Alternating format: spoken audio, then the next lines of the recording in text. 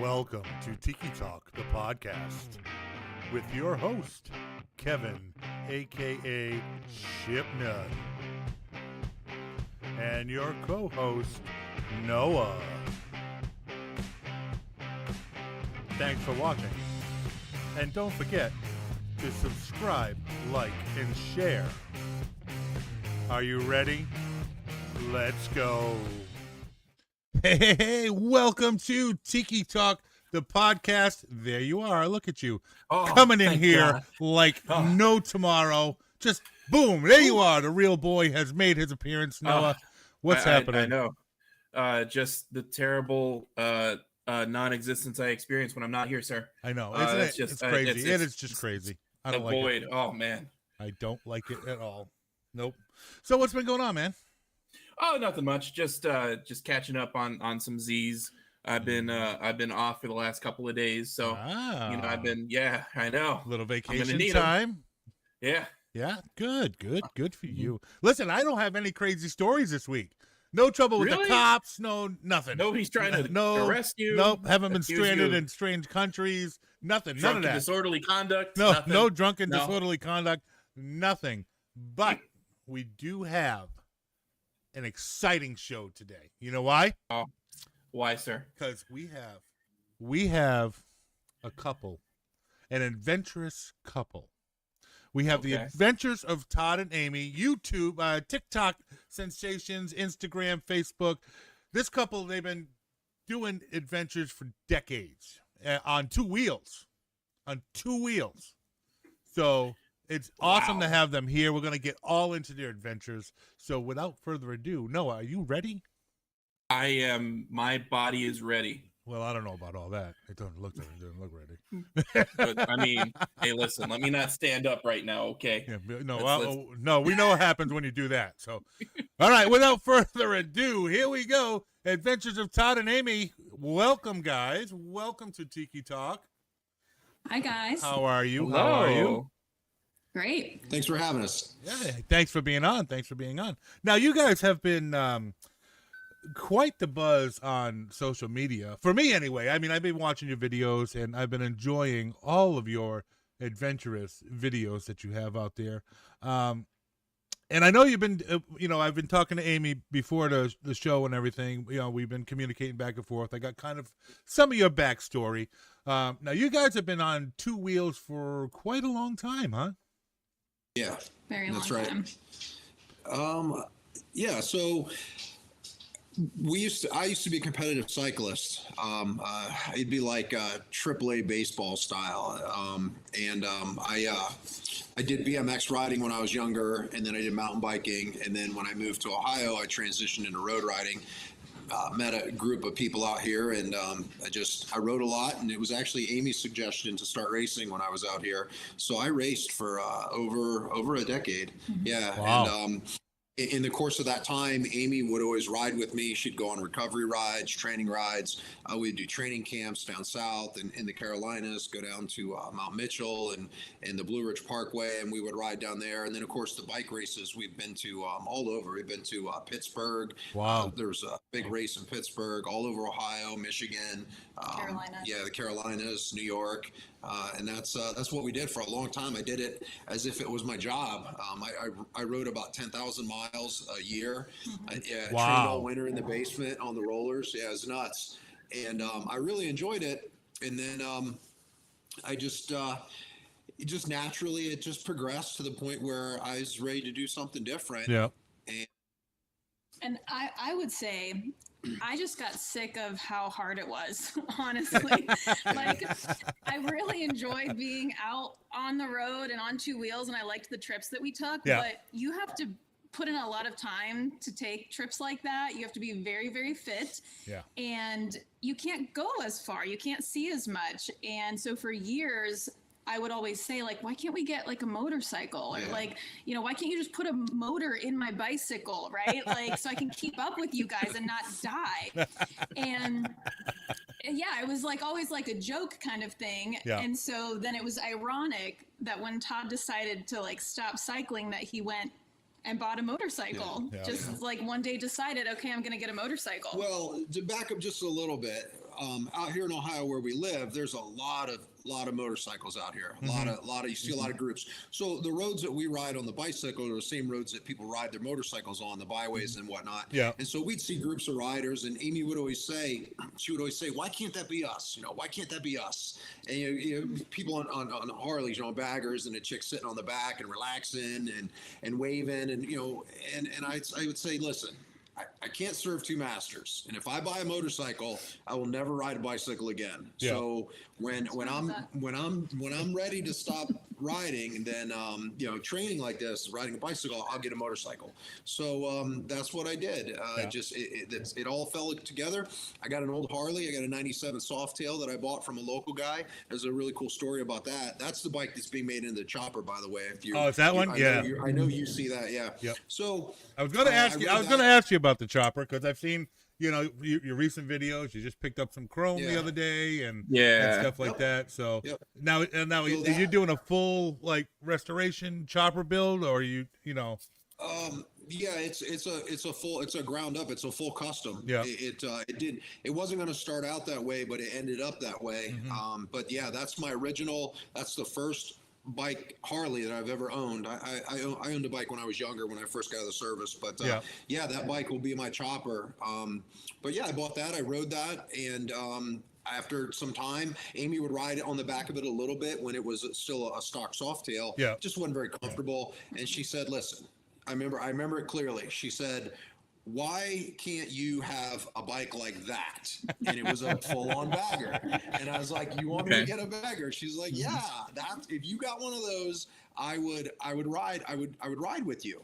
And I said, okay. So we went up to the local dealer. It was in the fall, it was around October. I went up to a local dealer and I bought a 2016 Ultra Classic. Yeah. And that thing was almost brand new. It had 8,000 miles on it. A guy bought it. It was too big for him. He traded it in. The bike was about mint. Yeah. And I got a really good deal on it, and I bought that, and that's the bike that started the Adventures of Todd and Amy. Yeah, that's the bike that Amy got her leg broken on when the deer ran into us. Oh, boy, I remember watching those videos. Yeah, she had a nice. And so we can talk about the chopper build, but that's how we got to where we are with riding together, and we've always loved to travel. We've always loved to travel. And so we do it on two wheels, and it's just kind of organically grown. We started out doing it one way, and this year we did a lot more moto camping, which has worked out. I think it's worked out well. Amy has a little bit of a different opinion about that, but yeah, it's define well. I feel like well is a relative term. Yeah. Okay. Yep. And if you go back and look at our videos, I think most people would agree that the moto camping just it did not work out in the way that Todd had envisioned. Okay. It worked out exactly how I thought it would. So well, I mean, being on a bike and moto camping, you are very limited on what you can bring. So you don't have all the creature comforts that you can definitely have. Unless you pull in the trailer with it, which some people do. Have you ever seen those motorcycle trailers that are behind little campers? Yeah, no. Yeah, we don't want to do that. Yeah. No, she brought that up a while ago, and I said I don't have a Goldwing, so we're not pulling a trailer. If I get a Goldwing, I might pull a trailer, but I'm not pulling the trailer. We're not there yet. You know what's funny? That is going to be my dream bike is a Goldwing. Those things are just that's buttery right. smooth, beautiful. And you can just pack on the miles on a Goldwing. Yeah. And they have heated seats. Oh, yeah. They have reverse. You can buy a heated seat for yours. Yeah. I mean, they make them. Put cover on it. Yeah. They make heated seats for, Oh, yeah. Yeah. Heated grips, heated seats. Do you have heated grips at least? I mean, it might be better if it's built in. I'm more of a minimalist. Yeah. So I try to keep it as minimal as possible with regards to the bike. That's so when we bought this Road Glide, so the Ultra got totaled out after the deer incident, and so I bought a 2022 Road Glide. It's the first new thing I've ever owned. I've never owned a new car, never owned a new anything. And once again, Amy said, "Hey, you've never had anything new. This is what we do. This is our thing." She's like, "If you want a new one, you should buy a new one." And I was like, okay, then I guess I'm going to get a new one. So I mean, as a guy, would any guy be like, no, I'm going to be like, yeah, you know what? You're right. Yeah, I do deserve You're that. onto something, you know. Hey, maybe I'll think about it. Yeah. I will say though, I was under the impression that, you know, if you bought the new bike, like, you're good. We'll just put our old seat on it. He'll switch out the suspension and it'll be good. Little did I know the amount of upgrades that were going to go into it. So had I known that financial piece of it, I would not have been on board. I mean, and at the you got to upgrade. It happened. Yeah, you know how it is with, if you know anything about Harleys, it's you know, you buy the bike and then that's just the starting point. And then you have to put all the stuff into it to make it work better, ride better, but then to make it yours. You know, they're all unique, and that's what's really cool about Harleys is they're all very specific to the person. Oh, for sure. You know? Unless you get a Me Too bike. I mean, if you get a black Street Glide, black Street Glide, that's a Me Too bike. What do you have? You know, but you know, Harleys are, yes. When you go to the dealership, you're just not buying a bike because they're gonna sell you that bike, and then all of a sudden, guess what? You're going to the part shop next to get the Stage 2 kit, Stage 3 kit. You know, the chrome, all that stuff, new exhaust. Because they don't sound like that out of the box. I'm sorry, they don't. Yeah, not at all. Well, you know, the suspension sucks. The brakes suck. Yeah. I mean, you got to have a loud pipe on it because, you know, loud pipes save lives. So you got to have that. Listen. And then, you know, you change the bars for comfort, the seat. You got to put a radio in it. It snowballs, man. It's wild that you would like buy this vehicle that has all those things and then you'd still need to replace all of them. Well, yeah. I mean, wild. Yeah. Well, you got to make it yours. I mean, that's exactly what it is. That's what I do with my Toyota. I have a Kawasaki Voyager, full dress, you know, big bagger bike. But my problem is I don't have the aftermarket that Harley has for mine. Yeah. It's very difficult for me to find aftermarket parts for my Kawasaki. So yeah. But I'll pack on the miles on that thing. Like, you know, it's great. And you're right. Loud pipes save lives. I live in Florida. Oh yeah. Different kind of riding down here. Oh yeah. Yeah, we're most definitely, we're all inclusive. I mean, it goes back in the cycling days. So with cycling, you know, you get a lot of elitism. You get a lot of, you know, guys look down at other people for the bike they ride or the way they look or what have you. And so that's just not who we are as people. So we're, you know, we wave at everybody, and I love anything cool.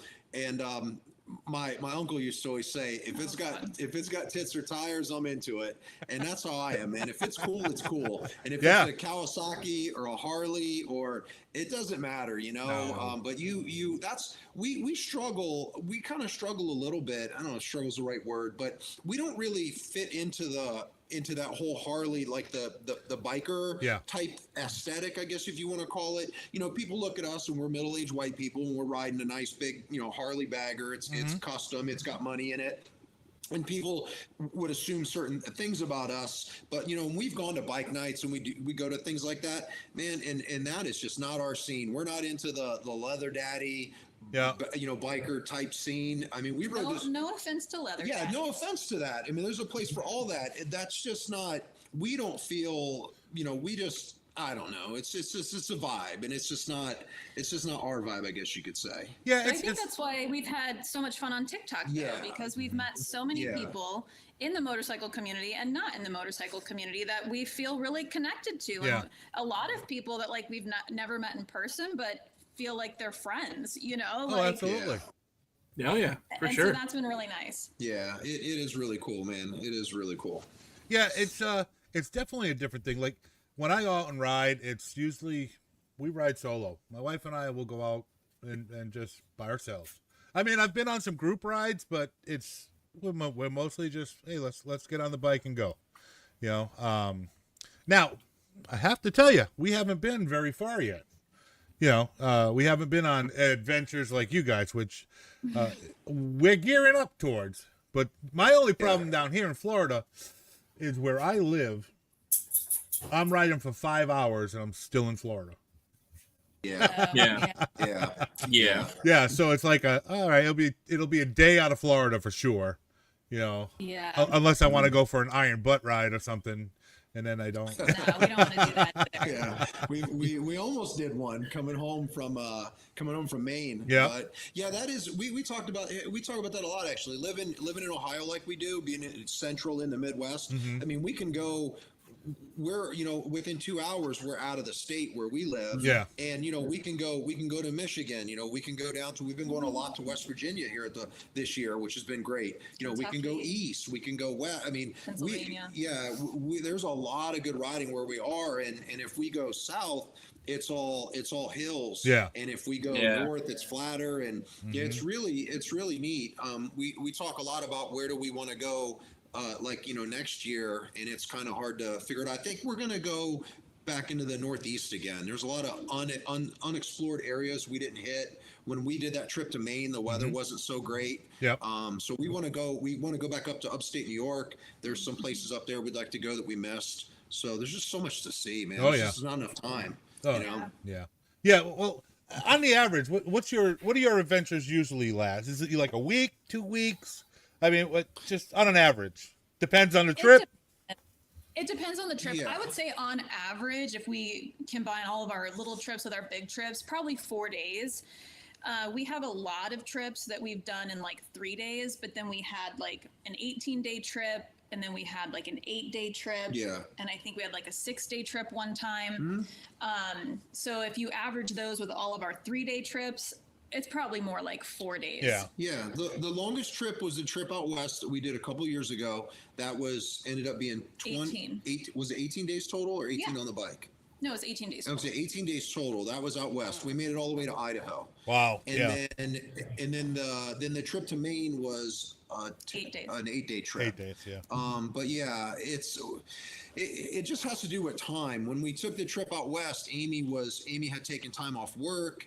And then I had a lot of unused time at work that I was able to use. So we were able to go for a long stretch, but now it's a little bit different. So I think this next year we're going to do smaller trips. We're going to do like 4-day trips, 5-day trips, and keep them tighter and keep them closer to this area. Yeah.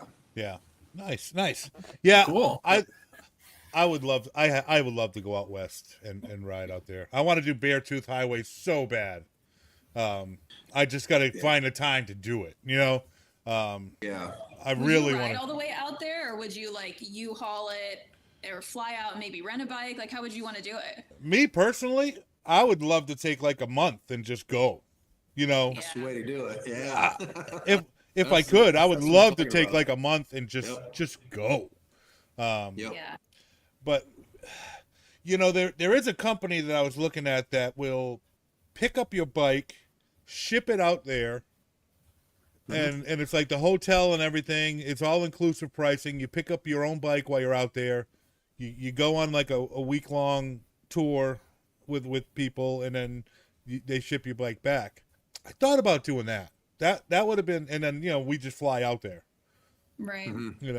But then you don't get the road experience. You don't get to see the biggest ball of twine, or you don't get to see, the stuff that, the nostalgic stuff that you get on a road trip, And that's what we love about it. Like, it's almost like the destination isn't even like, that's just like the goal, I guess, but the trip is everything in between. Oh yeah. That just makes it so much fun. And that's how I plan these. So what I do is we decide on like for Maine, for example, Amy wanted to go to Acadia.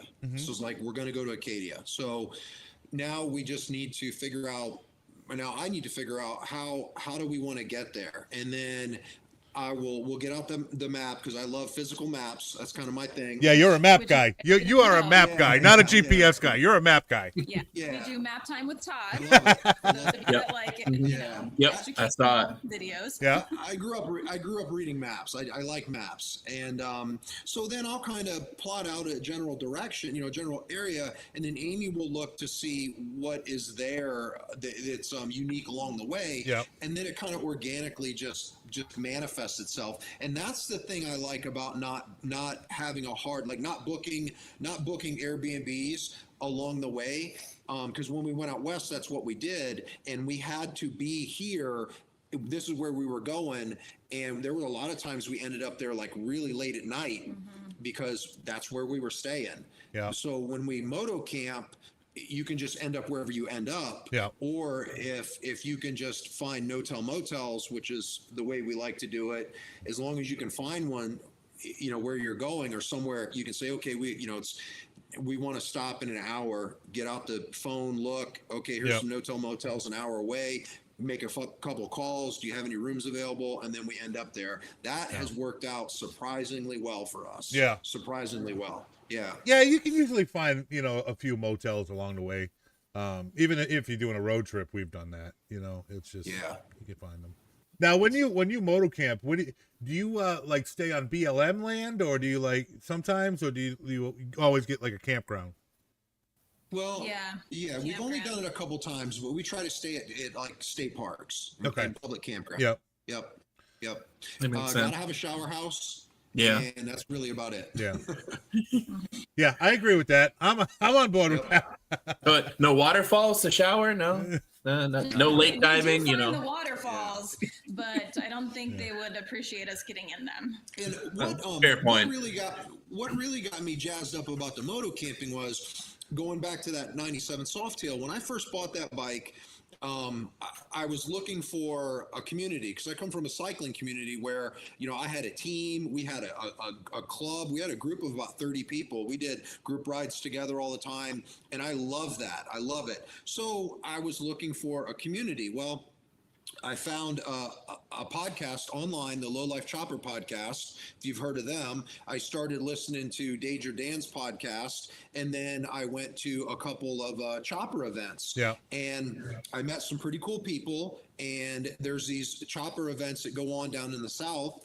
In the Carolinas and North Georgia and stuff. So I started just taking the Softail and putting all my gear on the bike and riding down there and camping. And I would take the byway to get there, and I would take multiple days, and I would just sleep on a park bench. Gotcha. Like old school style, you know? I'm not doing that. Yeah, and you know, I really.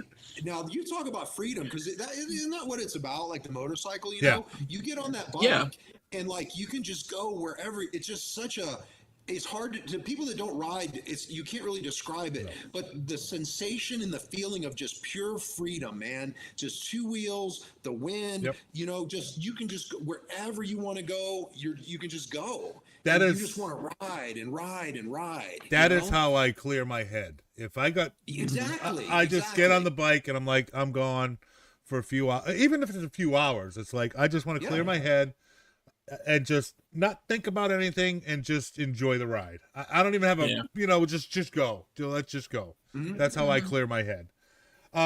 Now, with your adventures, how much have your followers influenced you on like where you go? Have they, or, you know? Definitely. Yeah, especially this year a lot. Yeah. Before what would happen is I would like post our videos, and then people would be like, oh, I hope you went here, or make sure you go here, or you should have gone wherever. And we had already like left that area, right? So of course we could add it to our list to do later, but this year we started letting people know ahead of time where we were going, so that they could let us know, like, hey, where should we go to eat? What should we go and see? What's a cool route to ride? And we really like being able to get our followers involved, but then also like, especially if they live in the area, like they know like where the cool stuff is. And that's where we've found, you know, some really cool routes is when we just meet people at a gas station on our travels. And then they're like, oh, you have to ride this road. And it's not on a regular map. The locals know it, right? Yeah. So we definitely like to get our followers involved. Mm-hmm. Is that how you found the mystery hole? No. Well, so the mystery hole, we passed by it when we were there in July. And when we posted our video, everybody's like, you got to go to the mystery hole. You got to go to the, like at least 50 people said you got to go to the mystery hole, but it was closed. So that's why this time we're like, we got to go to the mystery hole. What a waste of time. And let me add, Amy was hell bent on going to that mystery hole. For the people, the people wanted us to go to the mystery hole. I could have cared less. There's a hole with a She was mystery. like, I mean, so we went. Oh. And then Amy, I did not do it. She didn't As go in. you all know, if you watch the videos, I did not do it. And I stand by that. Yeah, but then I watched Todd's video on explaining the mystery hole with the dive. Yes. And I was like, what is going on? Let me explain the mystery hole to you. Yeah. It's entertaining. It was fun. I love to watch it. It's one of those things. I don't regret doing it, I suppose, but I wasn't mad she didn't do it. Yeah, exactly. So if your motorcycle could talk, what do you think it would say about your adventures and your relationship? Oh, that's a good question. If it could talk, what would it say about our adventures or our trips? I think it would say that we like to take adventures. Yeah. Like we explore, you know what I mean? So like we're always on the bike. We don't even have the ability to post everything that we do on the bike. I mean, when it's nice weather, even during the work week, 9 days out of 10, we're on the bike. Even like you said, even if it's just for a couple of hours, just to go and ride and just enjoy it and clear our head. I will say in regards to the relationship piece of it, there's definitely a lot more trust now being in our 5th year of motorcycling than in like the first year. Just because, when we first started riding, like I've never sat on the back of a motorcycle before. I don't like riding on a tandem bicycle. I like being in control. And so I was worried that I wouldn't like it. So it was surprising that I liked it as much as I did. And so I really just worked through like my anxiety around a lot of it. But then Todd also had the bruises on his rib cage to prove that like he was just going too fast. Or he was like really, really pushing the limits. Oh yeah.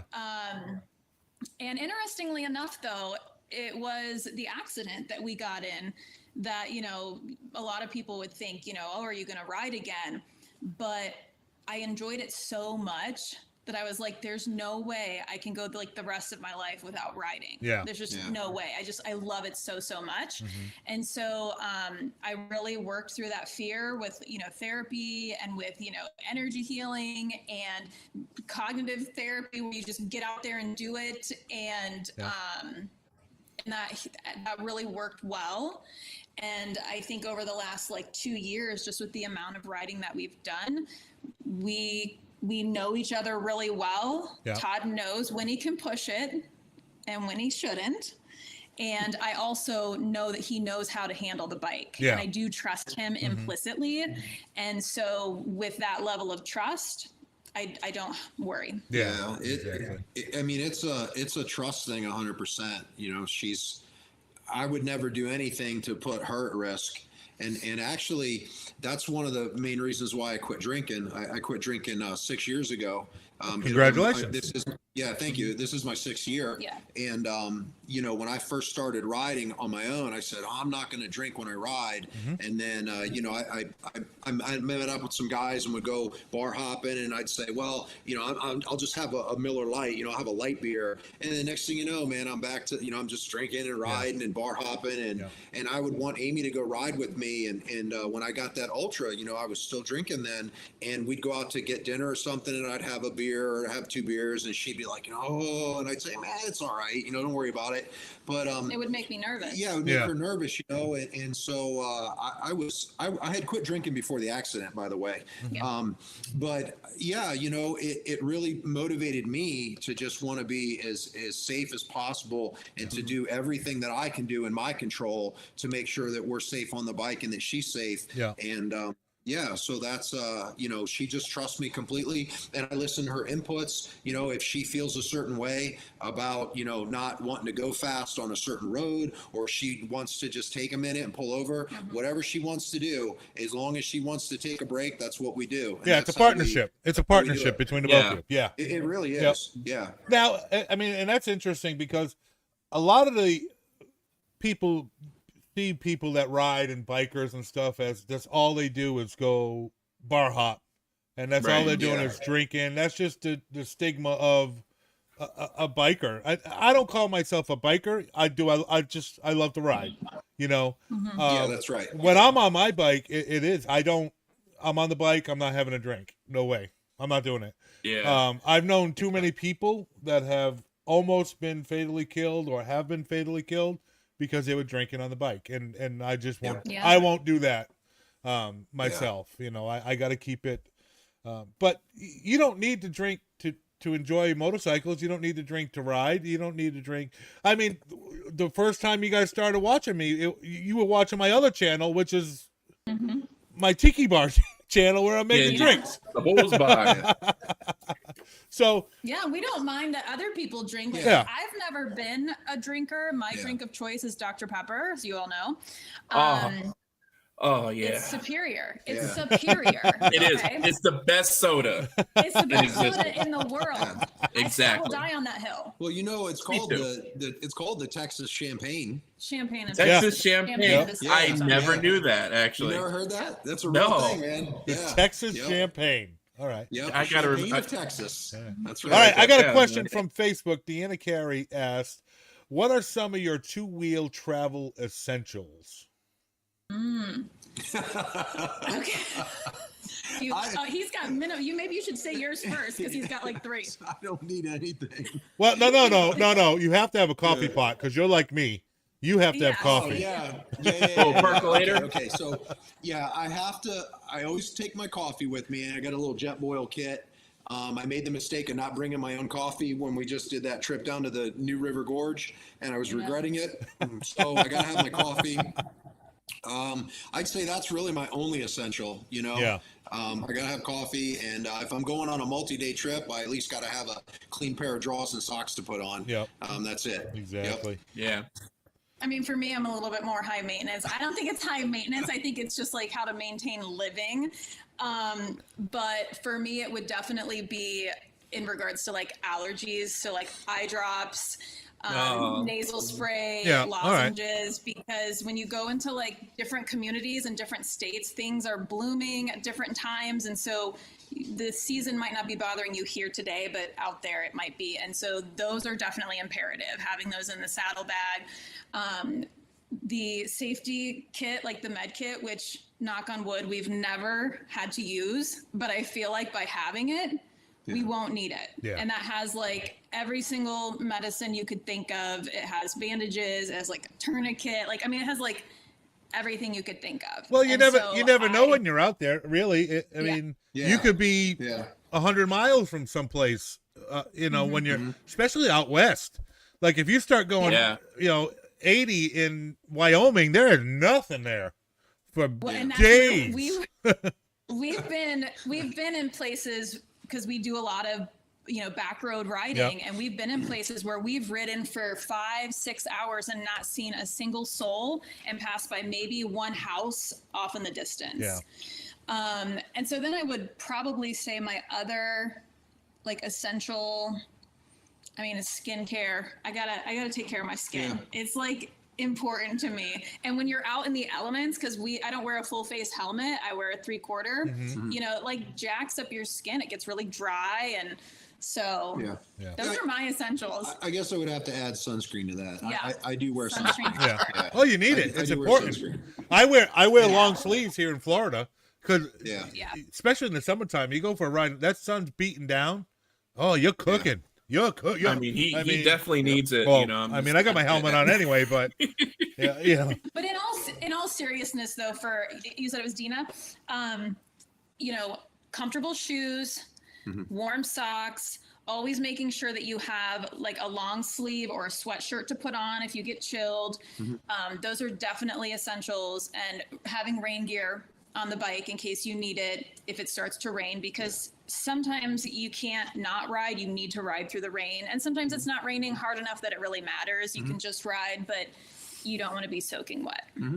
Well, it depends. I mean, if you're in Florida where it rains every day, I was out for a ride, and I was at a stoplight. I was 5 minutes from the house, and I'm looking, and you could just see the rain following me. and it just opened up at the stoplight. And down here, it's like somebody just took a bucket of water and just dumped it on you. I was drenched. I was like, oh, well, nothing I can do. Let's keep going. Yeah. You didn't have time to put on rain gear. It was just there, done, gone. Yeah. Now, when it does that in Florida, it only rains for a short period of time, though, right? Usually about 15, 20 minutes. Yeah. Okay. Yeah. So you could duck in somewhere and hide for 15, 20 minutes, and then it'll pass. Yeah, You'll usually. see people do that on the highway. Usually. I mean, because yeah, down here it's weird. It'll be raining in the front of the house. In the back of the house, it won't be raining. Mm-hmm. Okay. It does that. You can just see, like, if you're on the interstate, you can see a wall of rain coming down. It's anytime we go down into the mountains, like the Appalachian Mountains, into the Carolinas or whatever, it rains. You're always going to get rained on. Yeah. But it's kind of the same thing. You just got to ride through it, and once you get through it, then you're good. And then if it's summertime, you'll just dry yourself out. Yeah. Oh yeah.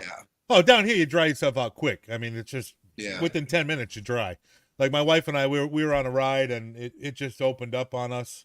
Well, we could see it raining, and I was like, "You want to stop? Put on the gear?" She's like, "Nope, just keep going. We'll dry it off." I'm like, "All right, let's roll." We'll get dry We've done eventually. that before too, when it's like really hot or something, or we're just like, whatever, it's fine. Yep, just go. The only thing that I don't like is that, man, I can't see with the glasses on. The rain's hitting them. I mean, I need like little windshield wipers on the glass. That video you sent me. They make those, actually. Right? Yeah, they do. Like I'll peek my head around the side of the windshield just to like clear my glasses out sometimes, just so I can see. Man, that's crazy. Yeah. The helmets that we wear the Shoei. It's called the HO, I believe. Yep. They don't make it anymore, which is a shame. But they're 3/4 helmets, and they have the visor that is inside the helmet. So you can slide it down. So in the videos, Amy always has hers down. I never have mine down. I just wear my sunglasses. Yep. But the shield that's on there, I have like Rain-X spray. So if it's going to rain and we're going to ride in the rain for a while, I'll put the clear shield on and I'll wipe it down with that. And then that does a really good job of like getting the waters to the point where I can see. Yeah. If it's pouring, I can't see. I won't ride in it. Yeah. But I mean, we rode a lot in the rain. The most we've ever ridden, I think, on that trip to Maine. It rained every other day. Yeah. There was nothing we could do. We just had to ride. Yep. So we've got new rain gear this year. We got Nelson Riggs rain gear, which worked out phenomenally well for us. Awesome. Yeah. Good. Yep. Now, your trip to Mount Washington, how was that? I mean, that was awesome. I've been there myself. I used to live in New England. Yeah, I used to live in Rhode Island. Okay. I grew up in Rhode Island, lived in Massachusetts. That's the accent. Yeah. That makes sense. That's the thing I always make fun of them for. Yeah. Yeah, lobster land. It Yeah. all makes sense now. Yeah, lobster land. Yeah. Yeah. Yeah, no, Mount Washington, even watching the videos back gave me a little bit of anxiety, I'm not going to lie. And so people who have been up Mount Washington, it was really nice to see that 90% of people commented how scared they were, or that they'll never do it again, or because it's like, sometimes I think Todd thinks that I'm just being irrational about it, but it's just like, he even agreed that Mount Washington was a different beast. Yeah, it was like nothing I'd done before. It was intense. Yeah. It was intense. Oh, yeah. Amy wanted to stop on the way up, and I'm like, no. No stopping. We're going. Yeah, I'm like, no. We got to get to the top, Yep. and then we'll figure out. And I got up there, and I was like, man, how am I going to get down this thing? Yeah, and the temperature change. The temperature change. huge, Oh like my 30 God. degrees. Yeah. I mean, I'm really confident in my ability, but I got up there and I really was like, oh man, I got to get us off this thing. But then after you're up there for a while and you're like, okay, it's not so bad. And then I'm watching all these people ride down. I mean, there was as many bikes as there were cars up there. Yeah. And there were all, I mean, women, men, sport bikes, baggers, you name it. And I saw them, they're all going. And I'm like, if those guys can do it, I can do it. Yeah. And so we did it. And the ride down was nothing. It was nice. Yeah, the ride down, I mean, I had a full-blown panic attack at the top of that mountain, not gonna lie. Full-blown panic attack. I had the start of one when we got to the top, and then when I realized, oh, we got to go down this thing, that's when it just went into full-blown panic attack mode. But a lot of people have that experience. They have people that work up there that will drive your car down. Yes. They have friends up there. Yeah. No, yeah. Of course, seriously, there's an so industry. many people, Yeah. they get up there and they freak out. Well, and some cars they don't can't even drive make the it up car there. down. Some Yeah. cars don't Yeah. make it. Yep. You know. Yep. And then they have that train. I had there been a seat open, I would have rode that train down, but they were all sold out. Yeah. Yeah, I was so worried about her at one point because she legit was coming unglued. Yeah. That I was Completely. like, well, why don't we just ask one of these people that don't look, why don't we just ask somebody if you can hop in the vehicle and ride down with them? No. And she was like, I'm not doing that. Yeah. I'm I not. was like, I don't know these people. Yeah. But no, we rode down and she did. The ride down was nothing compared to the ride up, which was weird. I would have thought it was going to be scarier going down, but it wasn't. I mean, I basically kept it in first gear, maybe second, going down most of the way. Man, the people that roast their brakes going down that thing. Oh, yeah. Holy cow! Oh, man. yeah. All right. Oh, We got another question from Facebook from Tyler. What was your favorite trip? Oh, the trip to the Grand Tetons, without a Yes. doubt. Yeah. Hands down. Yeah, that was the trip Hands out down. west. Yeah, and we went to the Tetons. We weren't even planning on doing that. We rode. So I'll back up slightly. So we knew we were going to take a trip, and everybody always asks you. This was the second year we had third year we were doing our motorbike adventures. We had the road glide. We had just gotten the road glide because I didn't even have my new exhaust on it yet. And so people always ask, "You ever been to Sturgis? You ever been to Sturgis?" And like I said earlier, that's not our scene. We're not that type. We're not that bike scene type people. But I've always wanted to go out west, and I do want to ride to Sturgis. That way, I can get the patch, and I can tell people, we rode to Sturgis. Now, so see, I got friends. I would love to go every year. I would love to go to Sturgis. Well, I've been there. I've been to Needles Highway, all that stuff. Not on the bike though. We would on a road trip. I would love to go, but not during Sturgis because I would like to enjoy the ride. Because when you're in a group ride, 200 bikes deep, you're not enjoying that ride really. You can't see everything because you're worried about people in front of you, behind you. Because I don't think I'd be able to enjoy the scenery there in a group ride like that in Sturgis. Yeah. It's kind of nice to be around so many other bikers. Yeah. I mean, you know what I mean? Like just that whole environment is nice, but yes, there's a lot of people there. It's not like you can really explore some of the areas because there are so many bikes. Yep. So we definitely want to go back down there when it's not the rally. But we did. A buddy of mine goes every year, and he said the key to going is either go before the rally or after. Like he's like, you want to be there either right before it starts or after it ends. Yeah. That way you can. So we went before the rally started, and we got there. We stayed in Spearfish, not in Sturgis. So we were about 30 minutes outside in Spearfish. It was an awesome little Airbnb. And then we rode on opening day. So we were there a couple days before the actual rally officially opened. Oh, nice. And that's when we did like Needles Highway and stuff like that. And I mean, for sure it was crowded, but it wasn't that bad. But we went downtown Sturgis, and I think we were only there for half a day. Yeah. Now Amy was still on crutches at the time, so she couldn't exactly walk around comfortably. Yeah. But I mean, you've been to a bike rally. It's just a bike rally on steroids. It's the same thing as any bike rally. So, even Daytona. Daytona is just like wall to wall people. Very traffic. The traffic is ridiculous. It's just, do I like it? It's fun. It's different experience. You're around like-minded people. You know what I mean? Mm-hmm. You see some crazy shit for sure. But we love like to that see one crazy Waffle stuff. House. Oh yeah. Huh? What, Noah? Oh, like my favorite Waffle House off by Jacksonville. Yeah. Yeah, I like to go to that Or one. Buc-ee's. It's always a show. Buc-ee's. Yeah, Buc-ee's is fun too. Buc-ee's, Buc-ee's is the best. I love the beaver. Buc-ee's the beaver. Yeah. Oh, man, that's so good. Oh. Anyway, let's get back to it. It's I love Needles Highway. I loved it out west. Grand Tetons is so beautiful. Oh, Jackson I Hole. Yeah. I mean that. Jackson. Oh yeah. because we stayed in an Airbnb in Idaho that was right past Jackson. So we had to go through Jackson Hole, up over that big mountain pass, which was 10,000 feet. Yeah.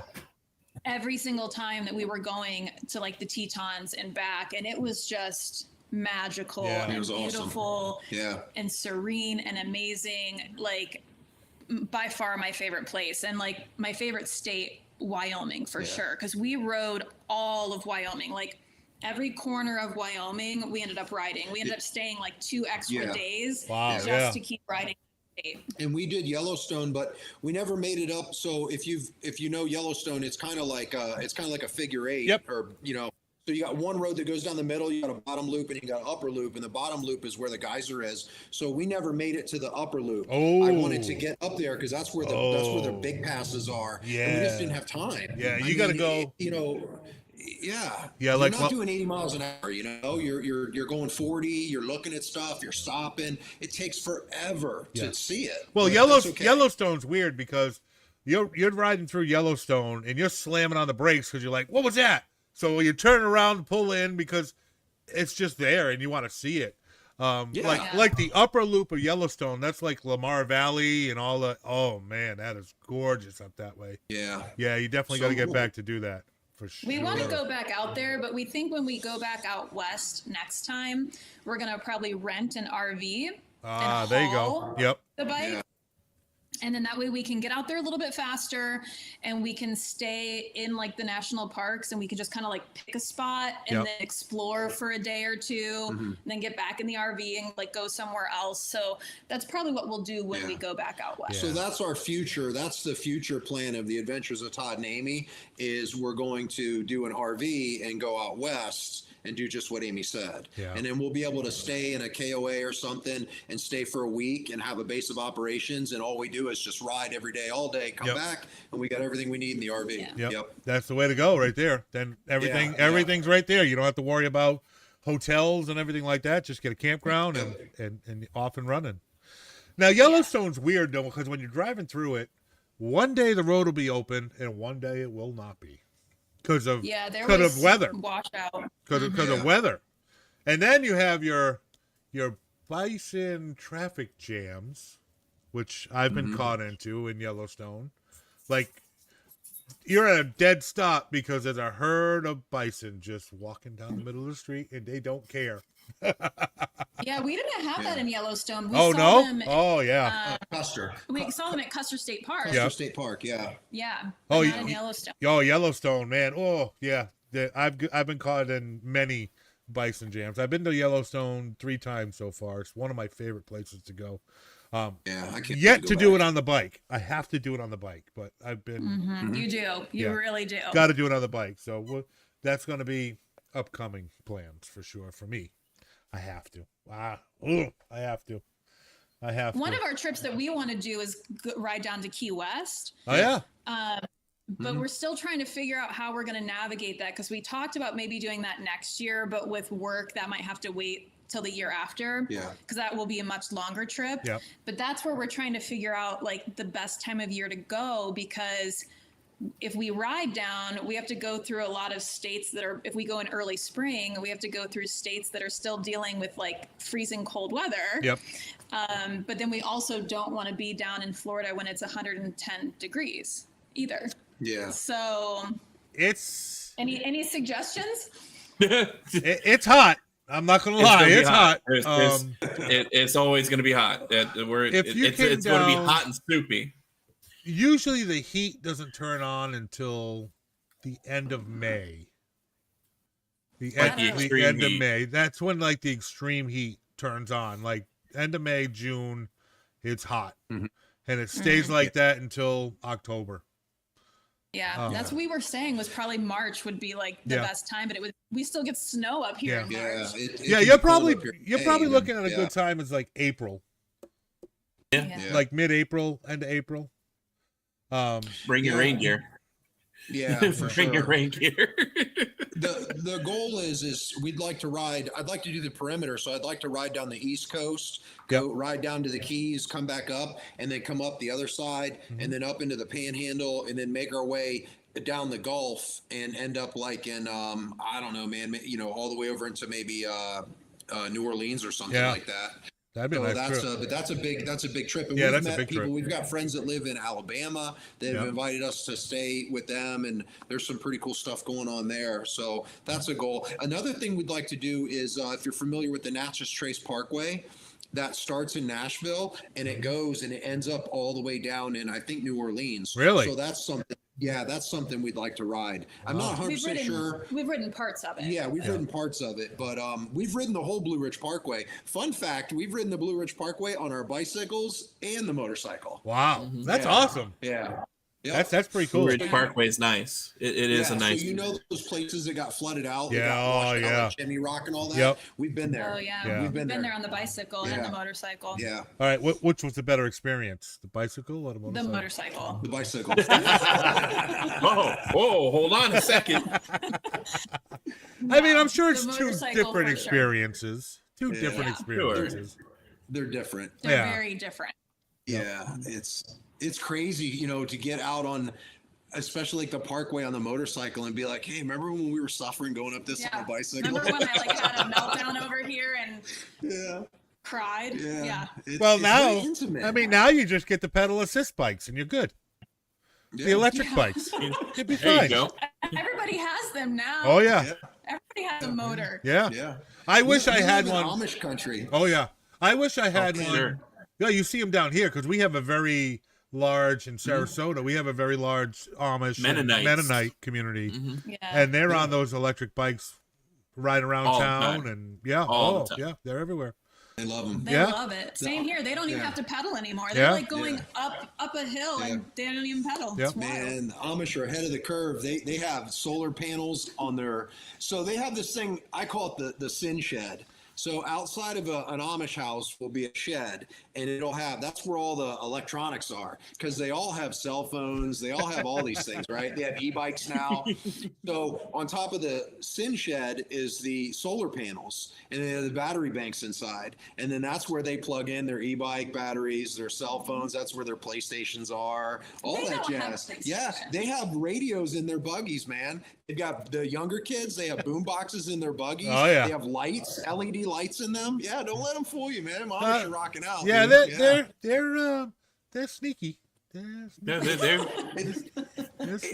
I'm just I love history and I love culture and I love people. So I just find their whole thing so fascinating, man. Yeah. I just almost borders lines on a fetish. I don't know. Now, what a weirdo. Now, who does? Because your videos they have a lot of like the place's history and a lot of information on where you guys go. Which one of you is the researcher? Me. You. Yeah. All right. Todd drives. Yeah. He navigates. I do the rest. Yeah. Well, now hold on. He does like the repairs on the bike and stuff. Well, I do the videos. But no, I do like the historic places we go that's a lot of that is me. Like I'm like, hey, this is a cool part of history, like Thurman and stuff like that. Yeah. I find these places and we want to go. But the videos, all that is Amy. All that. She does a really good job with those, man. The editing, the music. And they're awesome. They are awesome. Yeah, and then they're awesome. Her historic voiceover thing that she does every now and then, where she gives you a little, like you just mentioned, that she came up with that on her own, and I'm like, you need to make sure you do one of those, and it's great. She does a great job with that. I love it. Now, have you thought about? I mean, I know you have a YouTube channel. Now, have you thought about doing long form content or? Oh yeah, that's when we first started the page a couple of years ago. We were more focused on YouTube and doing like long form content, and then with work and everything else, it just got to be too much. And I found when we came back into it that it was just a lot easier to do TikTok. But there is a lot of our stuff that's more long form that we have put on TikTok. Some people like it. A lot of people, they're not on TikTok for long form content. So just like our people who really like to support us, they'll watch the whole thing, but I understand when people don't. So this winter, we're going to get the YouTube back up and running, because we have footage from the last 3 or 4 years that never made it on TikTok, never made it on YouTube. To go that I've never even watched. Yeah. So like we have 3 GoPros, and all of that footage from the trip out west. Yeah. All that's on Michigan, the GoPros. Yeah, in Michigan trip, we did the whole perimeter of Michigan. All that's on the GoPros, and we haven't even watched it. Now, is all the video on GoPro, or do you use your phone too? Now it's all the phone. It's all phone now. It's all phone, when we first started it was all like, it was GoPro mainly, and then a little bit of phone. Yep. And now it's just so much easier, I feel like, to use the phone. Yep. Like I have a 360. I have a 360 GoPro that I mount on my handlebars, and if I go for a ride, I've done a couple videos with it, not too many. I just find it's a pain in the ass to edit. It's such a pain to edit those 360 videos. It's a pain in the ass. It's a pain to try and edit. And it's just like, I like the ability that if I wanted footage turned around, like from behind us, that I could get it. Yeah. But it takes so long to like go through the footage and then edit it that it's almost not even worth it. I would rather just like set up another cell phone facing the other direction, if I'm being completely honest with you. I think it'd be so much easier. Oh yeah, for sure. Yeah. I started a channel a few years ago that I really didn't do much with, but I called it Two Wheel Eats, where I went out on a motorcycle to review like food trucks and small mom and pop restaurants. I remember when he was doing that. I might get back. I might get back into that. But that's what I started doing. That I started recording. I'd order something and just start reviewing the food and stuff. I mean, I'm not going to give them a bad review. I mean, whatever. It's just entertainment content. But I thought that was cool, just to travel around on the bike and just go to different small food trucks or side of road vendors and just kind of get them out there and say, hey, this guy's over here. This guy's slinging the best jerk chicken in the world at a bait shop. I mean, really, because it's true. Yeah. We had the best cheeseburger ever at some little roadside building in the middle of nowhere. It was in the middle of nowhere, a little hamburger stand, and it was all run down. This guy, man, I swear he was a mafioso that was hiding out. Sure. He was your stereotypical Italian with the thick New York accent. Wearing his necklace. I mean, what guy made us phenomenal burgers. Phenomenal. Had gelato in there. Really? It was awesome. So yeah, good dude. Yep. But we love like the roadside eats and the mom and pop shops. Like we love to support local, and we love to go through small towns and try to, support them by buying the food that they have and talking about it and encouraging people to go. And that's kind of like the gist. That's the gist of our channel, if you want to call it a channel, I guess. But that's kind of what we're doing, is we're just trying to encourage people to get out there and just go on a byway and go and meet people, stop at small roadside places, ask for like me, I'm a people person. So we got a place we go to called Deb's Golden Cub. And I'm always like, where's Deb at? And Deb's been gone for a long time. Yeah. Anytime I go in there, I'm like, hey, where's Deb at? I want to talk to Deb. And just these small places like that, they love people like us. Yeah. They need business, and the food is always phenomenal, man. You got somebody's Nana back there making you food that your grandma would make you. I mean, it's just wonderful, and that's the whole part of being off the beaten path. Don't go to Applebee's, don't go to McDonald's. Go. Unless that's the only place. Even during the pandemic, I found myself eating more at the local restaurants than the chains, because they needed a support back then because they were hurting. So I found myself eating more at like the mom and pop restaurants than I did at a chain. I actually found the best Cuban food I ever had in my life at a gas station. I was just about to mention that place. He turned me on this gas station in front of Venice Hospital before they closed it, and it is amazing Cuban food. Just out of the gas station. Oh, you wouldn't even think about it. The first time I went in there, the owner's like, "Hey, have you ever eaten here before?" I'm like, "No, it's the first time." He goes, "You're gonna try everything before you order," and he's giving me samples of everything. I mean, the nicest guy in the world. His wife is the cook, and oh man, just the food, and they were the nicest people ever. And it's quality food that just they're making a living. And that's what I love. Yeah. It's not some kid in the kitchen who hates his life back there. You know what I mean? It's somebody making it with love from a family recipe that probably grew up in a kitchen. I mean, you can't beat that, man. You can't. See, now you're inspiring me to get back out there and do my two-wheel. You should. People should.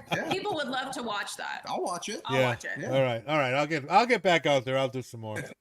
I even know of a Jamaican restaurant right there in downtown Sarasota. I found doing Uber Eats, and it's this old grandmother and her grandson out of their house that they're just randomly on Uber Eats delivering to people. It's great food. Oh yeah, it was delicious. Like one of my favorite breakfast spots is at the airport, Venice Airport. So a small regional airport.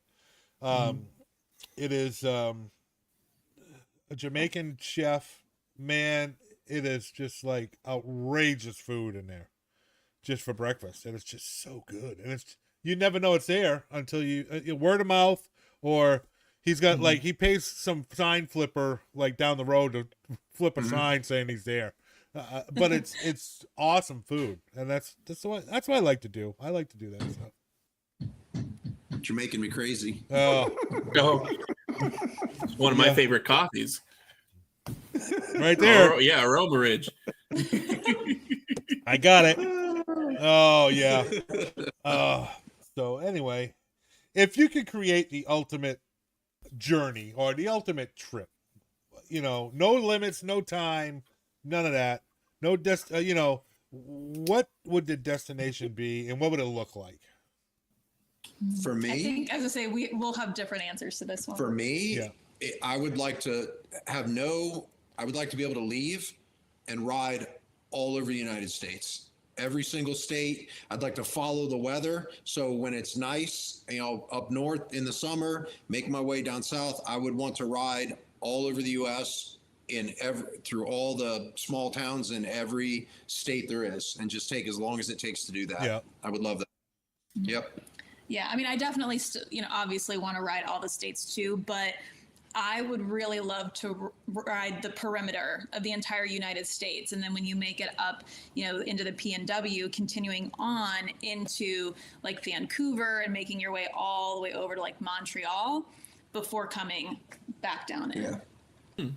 But we would love to have if we could have like a year, like one full year.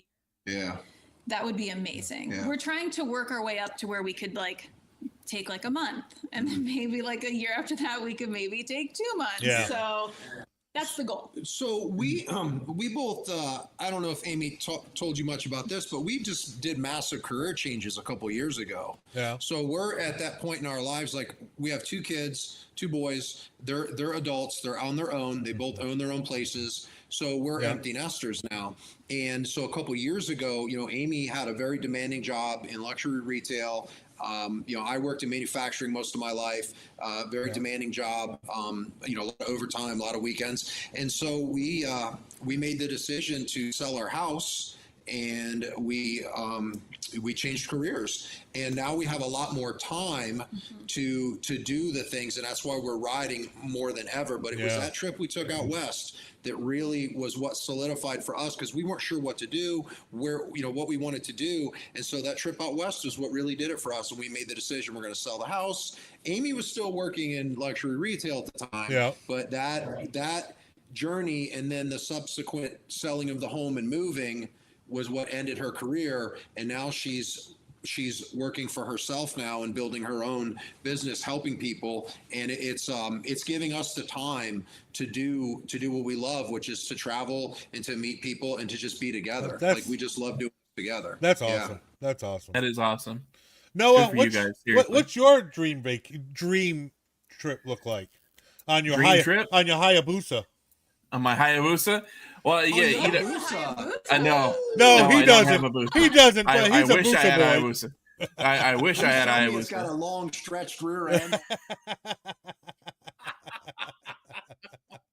I love me a Hayabusa. It's either going to be a Hayabusa or an Indian Scout. I'll tell you that much. So, okay. But if I had to pick a dream journey, I don't know. It would just be just riding the mountain ranges. I really love the Appalachian Mountains. Like, and I've been watching a lot of your videos. You guys are really crushing on West Virginia.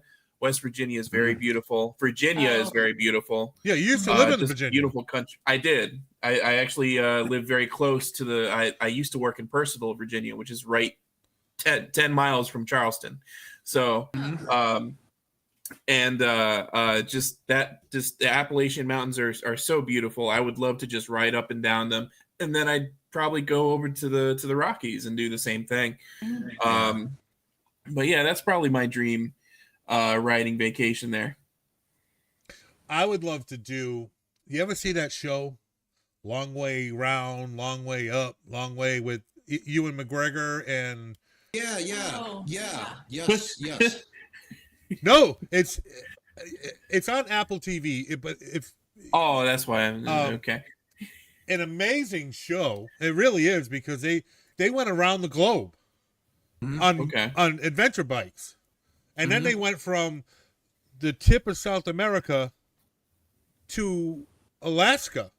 That would be interesting on an electric Harley. On the live wire when they made those. It's crazy adventures. I'd love to do that. I would love to do from South America to Alaska. I would love to do that. And just take my time, and just enjoy everything. That's what it is. Just different people, different, it's fun. Just getting out there and getting yourself situated out there. It's just fun. I just like it. And not having an agenda either, where you can just, do what you want to do. If you get to an area that you really like, you can stay there a little bit longer. Oh yeah. If the weather's not great, you can hunker down for longer. But just having the liberty to do it at whatever pace you want to, I think it would be amazing. Oh yeah. Well, listen, when we all get on Todd's debt relief program. Yeah, it's funny you mentioned that, because we were just talking about this the other day, because I said to Amy, I don't think that's working out. I don't think so either. I saw that video and I was dying. I was dying when I saw that video. Yeah. If only we would have known that, that wouldn't have been, a good way to invest our money. But, you live, you learn. Yeah. Listen, you can't win if you don't play. I mean, really. I tell myself. Can't win if you don't play.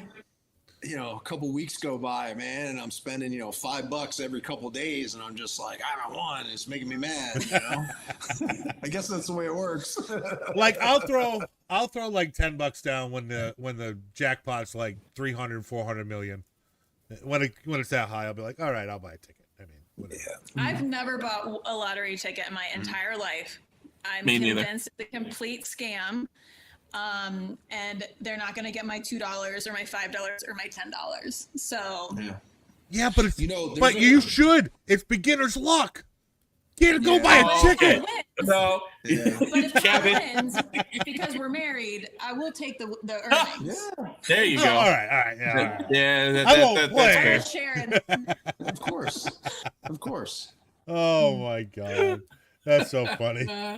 That is so that's funny. how my mind works, though, is anything I set my mind to, I usually do pretty well at, or at least I'm, and I was thinking the same thing with this. I thought if I just, just do it every Monday, Wednesday, Friday, sooner or later I'm going to hit. Yep. But I'm also impatient. So I don't want to wait 10 years and have to invest all that money. I hit $70. That's the most I've won. Yep. Other than that, it's been $2, $4. And I'm just like, man, this ain't working out the way. I had a similar plan. Not really, but when I was working for, I used to deliver for Airborne Express, and I'd stop and I'd buy a scratcher, and I spent $5 on a scratch off ticket. I scratched tickets for like 2 months on that $5 because I'd win and I'd go buy a couple more. I filled an entire tub full of scratch tickets. I didn't throw them away. I wanted to see how many I could get. off of $5. It was like insane. My wife was like, how much money are you spending? I'm like, no. I'm on $5. That's it. I want to see how far this goes. So it was crazy. Those scratchers are a thing because, again, working in manufacturing, I worked with guys that had this whole thing, man. They would come in the morning and they were very ritualistic about it. They had this thing that they used to scratch it with. They had to wait till a certain time. They drink their coffee. They would scratch this one. They would brush it. I mean, you talk about very much like a ritual type thing. Yeah. And these guys would win. I watched Eric the one day win $900 on scratcher. He's like, yeah. There's theories like it depends on the number of the ticket. If there's like a little white line up top, because I've been in a convenience store and the guy's like, "What number is that ticket?" Nope, I don't want that one. Which number is that one? I'm like, what does that matter? What are they doing? I'm just like, can I get this ticket? Thank you. But I'll tell you what, a lot of people who play scratchers in Florida, there's a lot of winners in Florida. I'll tell you, there must be something, there's a secret that people know down here. Darwin, you remember Darwin? Yeah. Darwin won something like $100,000 on a scratcher, paid off his truck in his house. Wow. And that's somebody that we used to work with. Yeah. No, good for yeah, really. Good for that. I don't have that luck. Yeah, I don't have that luck. Nope. Do you guys in Florida? Do you guys have this thing called a pull tab? In bars they used to. In bars. Yeah, they got the pull tabs. Yeah. So we had pull tabs here. So there's this place we like to go to down in Zanesville. We ride down there and get a burger. Terry's Tavern. Amy's done some videos on that. It's right on the river. It's a cool spot. They've got a pull tab machine in there. And we were in there one day and this lady was in there and she's like, I won my vacation from these pull tabs. She had spent like $200 that day on pull tabs. Wow. And somebody was like, I think somebody who worked there was just like, because she kept getting more money from them. And that's when she was like very proudly like, no, I sent my whole entire family on a vacation with these last year. And I'm just thinking, how much money did you have to put in there to like get back enough money to take a vacation? Wow. Yeah. That's crazy. That's a good question. Yeah, there was a place down here. It's a bar, and that's how they do the happy hour with pull tabs to see what percentage off you get on your drink. Oh, okay. So you go to the bar and you pull it off. I mean, listen, it's Florida. There's happy hours everywhere. These old people like to drink. Let me tell you. Yeah. Restaurants just dedicated to daiquiris. Oh yeah. For sure. What do they call? They call Florida God's waiting room. It is God's waiting room. Yeah. Yeah. It is God's waiting room for sure. For sure. Do you know how I can tell? Especially it's fall? the West Coast. You know how I can tell it's fall? The license plates aren't changing colors. Yeah. I always say if Florida is heaven's waiting room, then the DMV is hell's. See, our DMV isn't bad down here. But you know what they call the DMV down here? The tax collector. Yeah. That's what they call it. Yeah, it's just a tax collector. It's called the tax collector office. Like when I was in Massachusetts, you had to take like a 3-day off of work to go to the DMV up there. Down here, in and out. Cam of lamb chowder. In and out. No issues. Hey, easy. Yeah. Well, listen, when you guys make your trip down to Key West, let me know. Absolutely. For sure. We'll meet up with you. Mm-hmm. Yeah, because I'm on the west coast of Florida. I'm like right in Sarasota, so. Mm-hmm. Yeah, we'll let everybody know. Yeah. Mm-hmm. I'd love to meet up with you guys and we'll go for a ride. Go check out some of those food spots. Yeah, I know a couple. Key West, they're everywhere. Oh, Key West is amazing. You guys know that the doll that inspired Chucky is in Key West, right? Yeah. No. That's a thing. That is a thing. Oh, yes. Okay, so we'll add that to the list.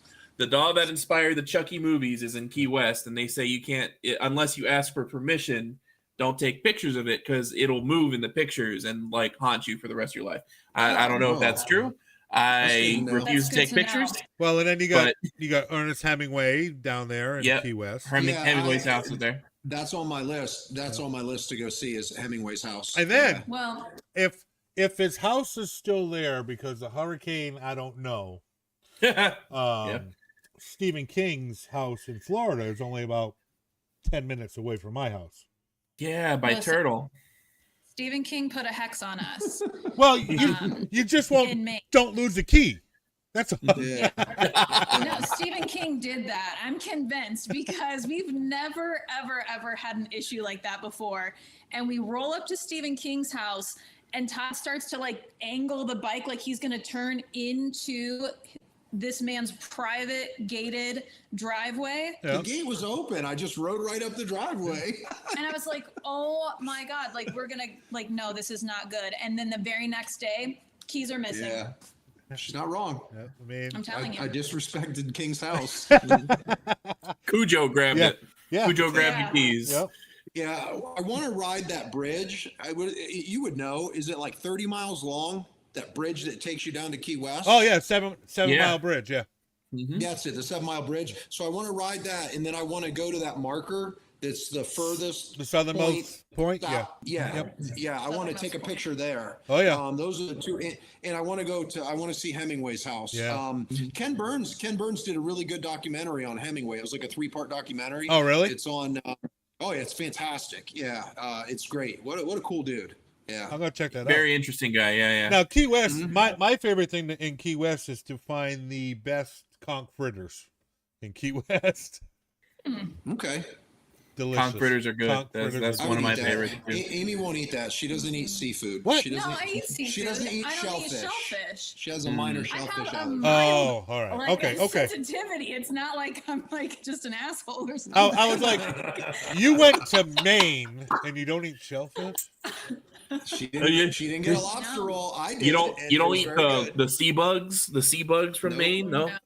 They're delicious. It was the shrimps. We had some shrimps and it kind of closed up her throat a little bit. Yeah. Oh wow. She was like, I was like, yeah, that'll happen sometimes. Yeah. And she was like, yeah, no more. Nope. Did not close up my throat. Yeah, you don't want to play that game. No. You don't want to play that game. I mean, lobsters are delicious, but I mean, delicious. All right. All the other animals. In Portland, Maine, we went to Becky's Diner. Nothing finer than Becky's Diner. Hey, you did a pretty good accent there. I like it. Yeah. I like it. Yeah. You know how many people corrected us? Yeah. Yeah, these guys are so cool because I don't want to insult them, but kind of use a New England accent. I mean, I'm from Ohio, and when we were telling somebody where we were going, like, yeah, we're going to Bangor. He's like, no, it's Bangor. Yeah, Bangor. He's like, you gotta say it like Bangor. that. I was like, okay. Yep. So I just started saying it like that. Oh yeah.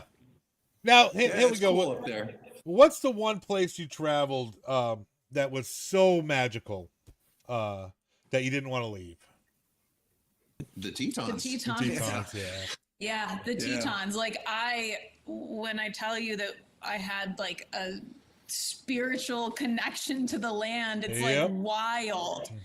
I would have never said that about anything before, and it's just so magical and so peaceful. That if I could have packed up and like moved there the next day, that's how strongly I felt about it. I would have. Yeah, absolutely. Yeah. Now you went to like Jenny Lake and all that other stuff, right? In the Tetons? I'm not sure. Maybe. Jenny Lake. Where's Jenny Lake at? Oxbow Bend. Yeah, it's right there in the Grand Tetons. Yeah. Well, we probably did. You probably did. I don't remember all the names of them. Like I wanna build a house in my backyard. Is the view of the Tetons? That's where I want to be. Yeah. You and all the other rich people moving out there. Well, I don't have that kind of money, so that's I'll just watch it on videos. There you go. That was the thing when we were out west too. That was something that like everybody said to you. They're all like, "There's no water out here. Don't move out here. There's no water. We're running out of water." Like everybody was like, "Don't move out here. Yeah. There's no water. And they don't want you moving out there, and I can understand why. Like it's they want to keep it to themselves. Oh yeah. Well, it's just crazy. Yeah. Well, the median income in Jackson, Wyoming is like $360,000. Yeah, that's the median income. Yeah, it's the wealthiest zip code in the world. Yes, it's crazy. You know, but I would say probably every state that we've been to, we've been somewhere that was kind of magical. You know what I mean? Or like we've ended up somewhere where we're just like, oh my gosh, like that's so beautiful, or that's so cool, or I'm so glad we saw that. Yeah. You know, like West Virginia has a lot of those gems. Michigan has a lot of those gems. Yep. Yeah. South Dakota for sure. Yeah. Wyoming. New York has some of those gems. So, you know, and then obviously, you know, like in Maine and stuff. So I feel like every state does have a magical place. But I would say the most magical place has been the Tetons. Yeah. And we've had some comments. People have asked about, you know, have we been south? And so we haven't really been south yet. So but it takes time to get to these places. So eventually we'll make it down there. The Ozarks is a place that we'd really like to go to. Yeah, I hear that's beautiful. I hear the Ozarks is beautiful. My wife used to vacation down there. Yeah. Your wife used to vacation there, Noah? Yeah, because she's from St. Joe, Missouri. Oh, yeah. So so she used to go down through Kansas City, and her and her family used to go down to the Ozarks and you know, vacation there sometimes. So she knows all about it. She's told me that it's really beautiful. There's some kind of she's gonna throw something at me at some point because I'm gonna forget. But there's some kind of like Hawk Festival or something that she talks about. That was really beautiful. Don't know. She told me all about it, and I'm drawing blanks. But that's it. So I better watch out later. We put you on the spot. No, it's okay. I know. I kind of put myself here, to be honest. Well, you do that from time to time. Yeah, I do. I really do. Like Florida, I want to do. There's so many things I want to explore in Florida. Like I want to go to Crystal River. I've never been to Crystal River. Crystal River is beautiful. There. I've been to Crystal because I'm about 20 minutes away from Crystal River. Like I want to see a beautiful area. I want to see that graffiti bridge up in North Florida, where it's an old abandoned bridge but just covered in graffiti. So I want to see that too. There's some really cool places. There's some really cool places like that in Florida. I want to check out. Like Sebring, I think we might take a ride there this weekend. Sebring, it's all murals, and there's murals everywhere all over in Sebring. So, and then they have the 24 hours of Sebring race there too.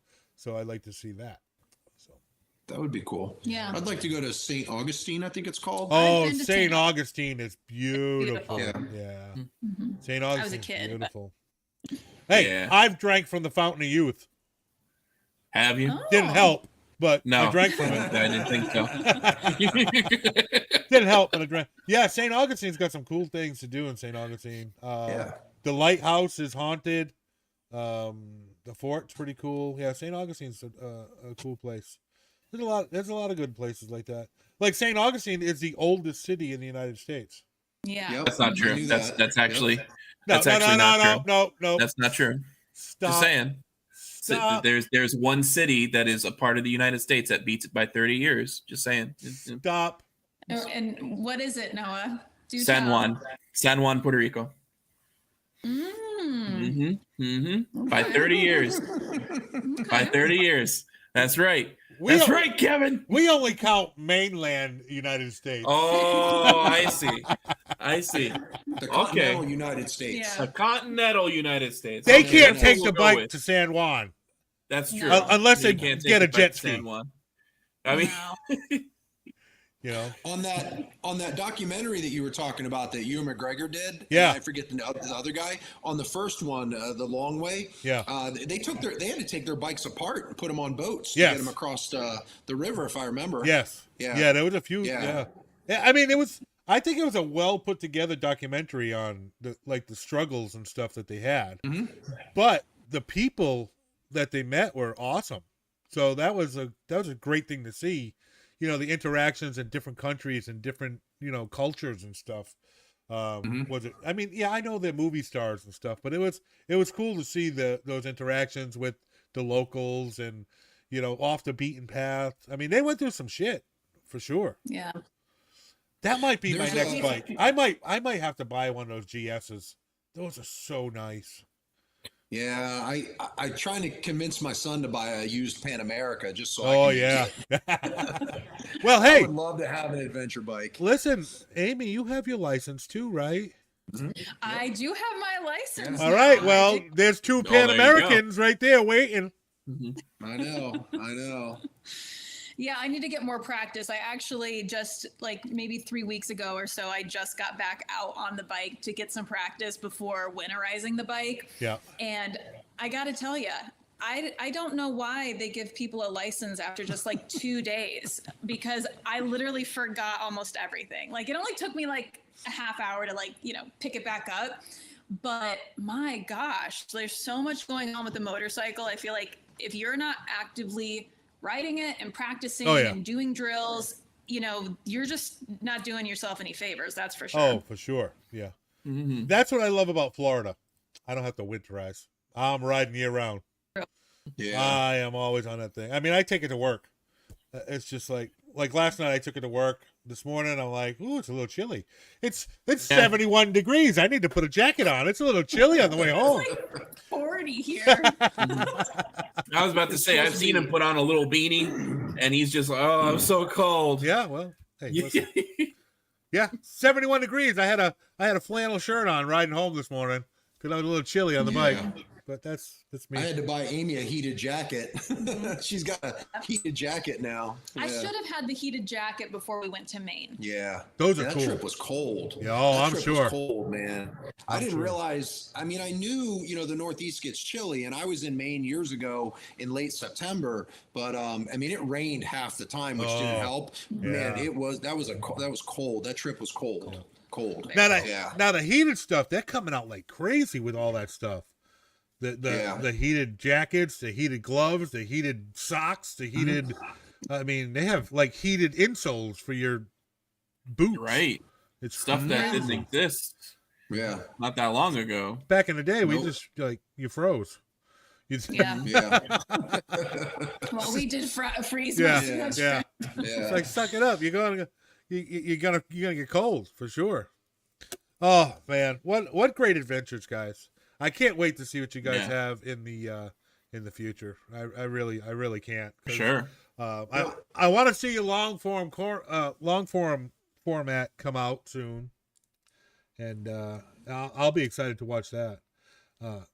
Listen, guys, if you're listening, go check out Adventures of Todd and Amy. Awesome content, great adventures. You learn some history about some places that you'd never know of. Keep it up, guys. You guys are doing an awesome job with it. I love watching it, and you've inspired me to go out. You've inspired me to go out and take some adventures myself. Yeah, we love that. You should. Oh, and we also too. People see we like to show people the reality of it. So that's why sometimes the experience isn't great, or sometimes we make a mistake and we post it for people and they can be critical of it, but that's how things work, when you take adventures, they're not always perfect. So we like just putting it out there. That's the problem with online too. You get your keyboard cowboys that just whatever. Yeah. I look at it as, hey, thanks for the engagement. Thanks. You just ran up my algorithm by just engaging, but it still sucks. I mean, it's just you can scroll past stuff. It just scroll past.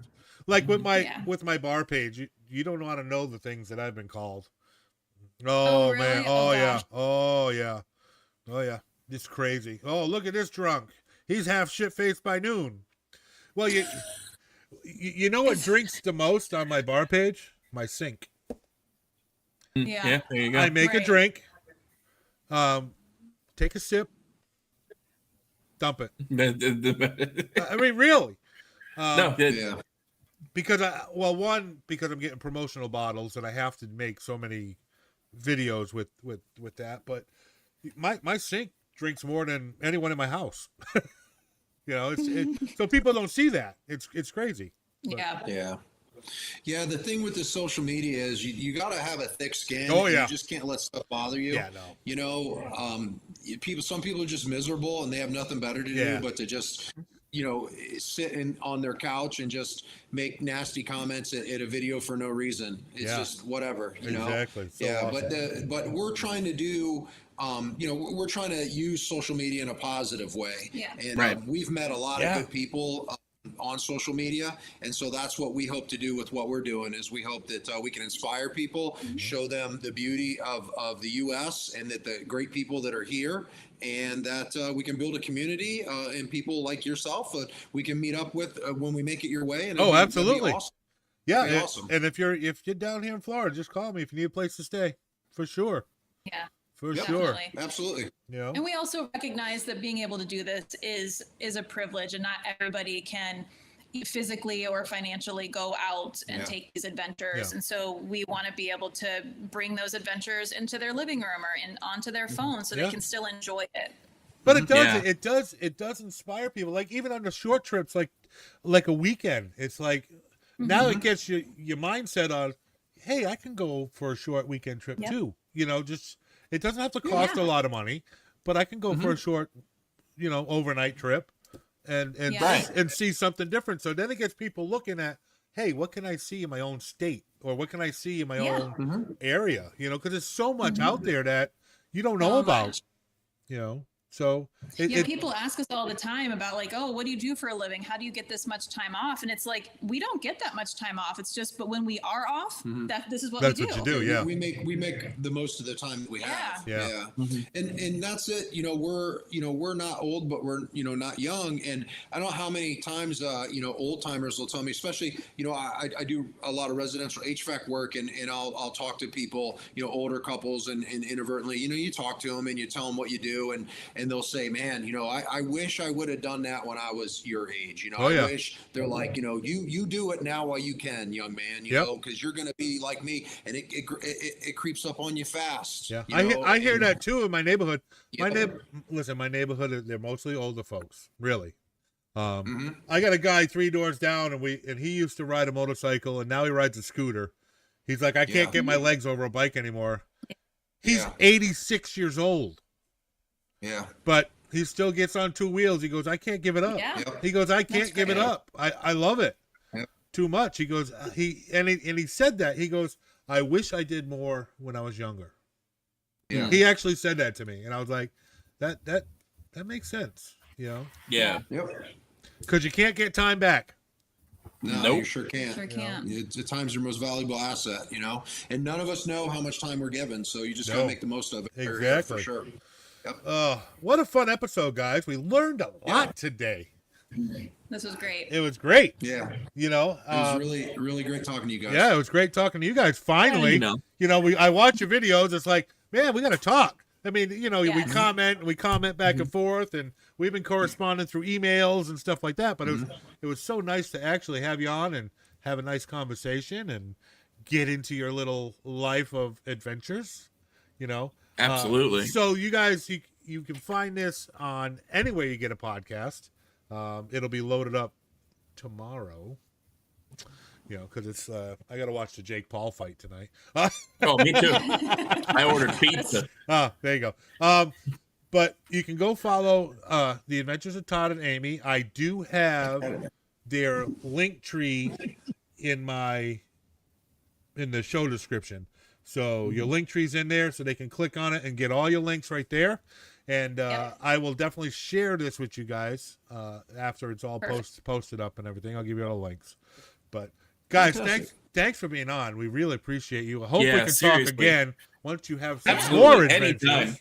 Anytime. Anytime you guys want to share something. I mean, somebody hinted towards a book maybe coming on. Somebody hinted that. But, if you want to talk about that later, just let me know. Well, and we're going to be starting our own, and we're going to have you on there. So you better start going to restaurants so you can come and tell us all about it. I gotta start doing that. I really do. I gotta start doing that again. Here's the problem though, is you have to do it kind of sneakily, because a lot of places, and this is where I found when I started, they didn't want it to be on video. They wouldn't let you video inside, So I would go get it and then go to a different location and do the review. Yeah. Okay. Because a lot of restaurants didn't want you to do that. Because I would ask. I was, courteous. I'd be like, hey, I'm going to do it. And they're like, no, I don't want to be a part of that. Yeah. I'm like, okay, well, let me order this. And I rode down the street and did a review on them anyway. It's my money. And tell people they wouldn't let you do a review. Yeah, I mean, it's my money. I can review it. Yeah. You know, that's true. So I got to figure out the differences to do that. So, because I love food trucks. I love side of the road guys. I love all that stuff. Hole in the wall. Those are the best places. Oh, hey, listen. If you're ever in Virginia Beach, I happen to know a great laundromat / hot dog stand. Right by Chicks Beach. Right by Chicks Beach. Laundromat hot dog stand. That is correct. It's right by Chicks Beach, not Neptune's Beach, which is the beach that Virginia Beach is known for, but Chicks Beach, right? Which is kind of more towards the north of Virginia Beach. And there's, like I said, laundromat hot dog stand. Great hot dog. Yeah, but what if you spill the mustard on your clean shirt while your other stuff's washing? Well, it's a good thing you're in a laundromat. Good place. There you go. Yeah, Exactly. All right. I get it. I guess. All right, guys. It's been a lot of fun. Thanks for coming on. We hope to talk to you soon. And I can't wait to see many more adventures from you guys. Awesome. Thanks so much, guys. Yeah, thank you very much. Thanks for coming on, guys. We appreciate it, and we'll be in touch. Sounds good. All right, Noah, you ready to go? I am ready. I'm ready to see Tyson kick some butt. Oh, hell yeah! I've been due-born. Yeah. Ready. Due-born? Ready. Ready? Yes. All right, guys. Well, we will see you all later. Thanks for tuning in. We'll catch you all next time. Cheers. See y'all later. Thanks for watching Tiki Talk, the podcast. Remember to hit that subscribe, like, and share. Until next time.